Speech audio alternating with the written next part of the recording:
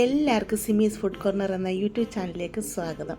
ഇന്ന് ഞാൻ ഇവിടെ തയ്യാറാക്കാൻ പോകുന്നത് ആട്ടിൻ സൂപ്പാണ്. വളരെ ടേസ്റ്റോടു കൂടി ഹെൽത്തി ആയിട്ട് നമുക്ക് ഈ ആട്ടിൻ സൂപ്പ് ഉണ്ടാക്കിയെടുക്കാം. വളരെ എളുപ്പത്തിൽ തന്നെ നമുക്കിത് ഉണ്ടാക്കിയെടുക്കാനും പറ്റും കേട്ടോ. എല്ലാവരും ഇത് തയ്യാറാക്കി നോക്കുക. നമുക്കിത് എങ്ങനെ ഉണ്ടാക്കുന്നത് നോക്കിയാലോ.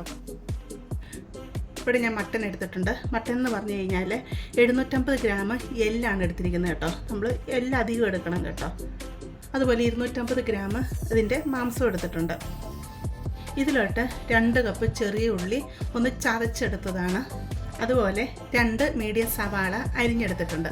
സവാള നമ്മൾ ഇതിലോട്ട് ഇടുന്നതെന്ന് പറഞ്ഞു കഴിഞ്ഞാൽ ഈ സൂപ്പിനൊരു കൊഴുപ്പ് കിട്ടാൻ വേണ്ടിയാണ് സവാള ഇടുന്നത്. ഈ മട്ടനിലോട്ട് ഈ സവാളയും കൊച്ചുള്ളിയും ഇട്ട് കൊടുക്കാം. ഇവിടെ ഞാൻ ഈ ഒരു വലിപ്പത്തിലെ ഇഞ്ചി എടുത്തിട്ടുണ്ട്. 2 കുടം വെളുത്തുള്ളി എടുത്തിട്ടുണ്ട്.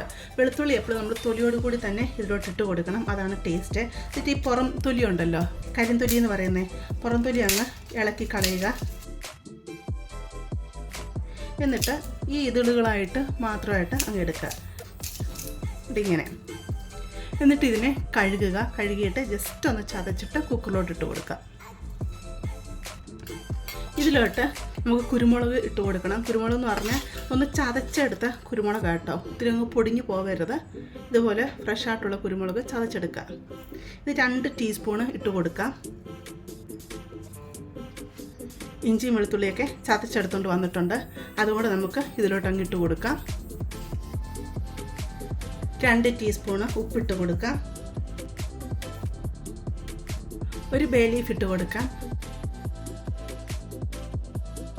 4 ഗ്രാമ്പു, 2 ഏലക്ക തൊലിയൊന്ന് പൊട്ടിച്ചിട്ട് ഇട്ട് കൊടുക്കാം. ചെറിയൊരു കഷ്ണം പട്ടയോടെ ഇട്ട് കൊടുക്കാം. പട്ടയൊന്ന് ഒടിച്ചിട്ടിട്ട് കൊടുക്കാം. ഇപ്പോൾ സ്പൈസസ് ഒന്നും ഇടുമ്പോൾ കൂടി പോകരുത്. 6 കപ്പ് വെള്ളം കൂടെ ഇതിലോട്ട് ഒഴിച്ച് കൊടുക്കാം. ഇത് നല്ലതായിട്ടങ്ങ് ഇളക്കിയെടുക്കാം.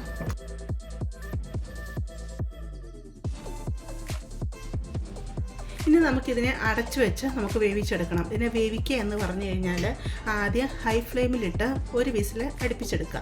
എന്നിട്ട് തീ ഫുൾ കുറച്ച് വെച്ചിട്ട് ഇതിനെ 10 വിസിൽ അടുപ്പിച്ചെടുക്കുക. മട്ടൻ സൂപ്പ് വെന്ത് വിസിലെല്ലാം പോയി റെഡിയായിട്ടിരിപ്പുണ്ട്. നമുക്ക് തുറന്ന് നോക്കാം.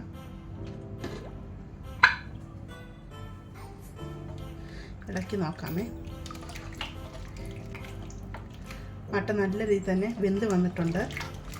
എല്ലിൽ നിന്നൊക്കെ അതിൻ്റെ എല്ലാ സത്തും ഇറങ്ങി വന്നിട്ടുണ്ട്. ഇതിൽ നിന്ന് ബേ ലീവ്സ് അങ്ങ് എടുത്ത് മാറ്റാം. ഇതിൽ ടേസ്റ്റ് കൂട്ടാനായിട്ട് കുറച്ച് സംഭവങ്ങളൊക്കെ ഇട്ട് കൊടുക്കാനുണ്ട്. തീ ഓണാക്കി കൊടുത്തിട്ടുണ്ട്. ഈ സമയത്ത് നിങ്ങൾ ഉപ്പ്, എരിവ് എല്ലാം നോക്കുക. മട്ടൻ സൂപ്പിനൊക്കെ എപ്പോഴും കുരുമുളകിൻ്റെ ടേസ്റ്റ് മുന്നിൽ നിൽക്കണം, അതാണ് ഇതിൻ്റെ ടേസ്റ്റ് കേട്ടോ. മട്ടൻ സൂപ്പൊക്കെ കുടിക്കുന്നത് ഭയങ്കര നല്ലതാണ് നമ്മുടെ ഹെൽത്തിന്. നമുക്ക് പനി, തൊണ്ടയ്ക്ക് അസ്വസ്ഥതകൾ, കഫക്കെട്ടൊക്കെ വരുമ്പോൾ മട്ടൻ സൂപ്പ് കഴിക്കുന്നത് ഒത്തിരി നല്ലതാണ്. അത് ഇമ്മ്യൂണിറ്റി പവറിനായാലും എല്ലാത്തിനും നല്ലതാണ് ഈ മട്ടൻ സൂപ്പ്. ഇതിനകത്തോട്ട് 1 ടീസ്പൂൺ പെരുംജീരകം പൊടിച്ചത് ഞാൻ ഇതിലോട്ട് ഇട്ട് കൊടുക്കുകയാണ്. അതുപോലെ 1 ടീസ്പൂൺ നല്ല ജീരകം വറുത്ത് പൊടിച്ചതാണ്, അതുകൂടെ ഇട്ട് കൊടുക്കുകയാണ്. 1 ടീസ്പൂണും കൂടെ കുരുമുളക് പൊടിയോടെ ഇട്ട് കൊടുക്കുകയാണ്. കുരുമുളക് പൊടിയല്ല, കുരുമുളക് ക്രഷ് ചെയ്തെടുത്തത്. നല്ലതായിട്ട് ഇളക്കി കൊടുക്കുക.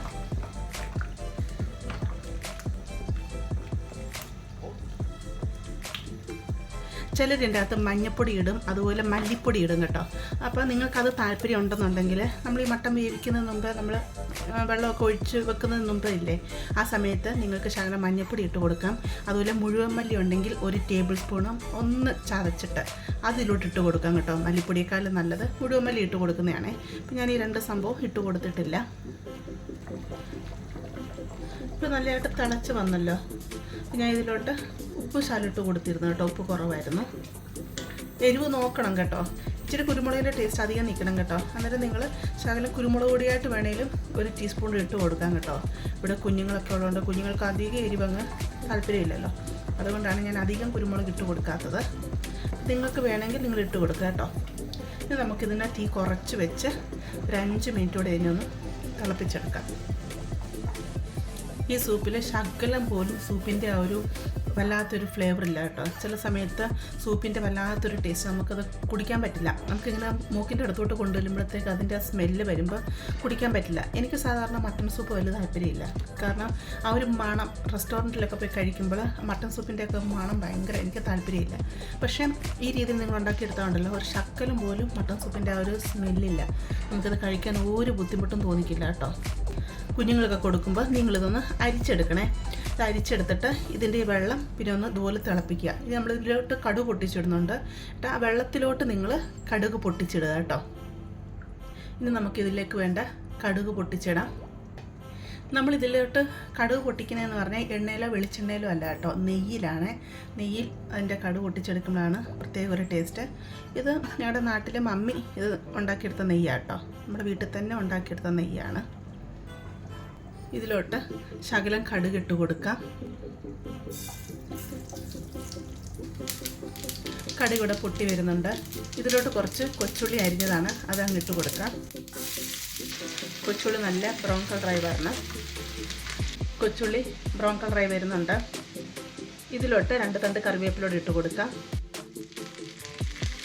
സാധാരണ മട്ടൺ സൂപ്പിനൊന്നും കറിവേപ്പില ഇട്ട് കൊടുക്കാറില്ല. എന്നാലും നമ്മളൊരു നാടൻ ഫ്ലേവർ കിട്ടാൻ വേണ്ടിയാണ് കറിവേപ്പില ഇട്ട് കൊടുത്തിരിക്കുന്നത്. ഇത്ര മതി. തീ അങ്ങ് ഓഫ് ചെയ്യാം. നമുക്ക് ഈ സൂപ്പിലോട്ടങ്ങ് ഒഴിച്ചു കൊടുക്കാം.